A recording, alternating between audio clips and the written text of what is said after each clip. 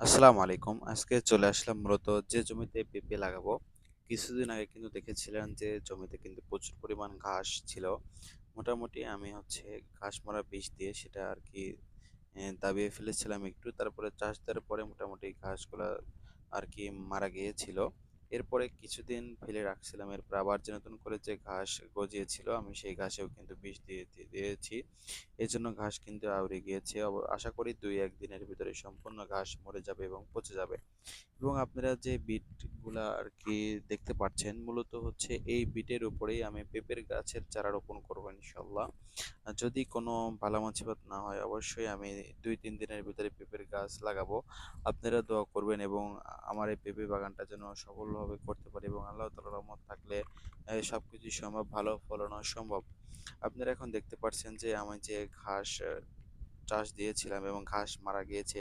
এরপর কিন্তু কোপানো হয়েছে মোটামুটি হালকার পর। কোপানোর পরে যে ঘাস ছিল, সেই ঘাসগুলাই কিন্তু এক, এক করে বেছে দিচ্ছি। যদি ঘাসগুলা বেছে না দেই তাহলে ঘাসের গোড়া থেকে কিন্তু আবারও ঘাস জন্ম নেবে এবং মূলত ঘাস যতই বাসি এরপর কিন্তু তাও আরকি জন্ম নেবে। কিন্তু সেখন আরকি জন্ম নেবে কম।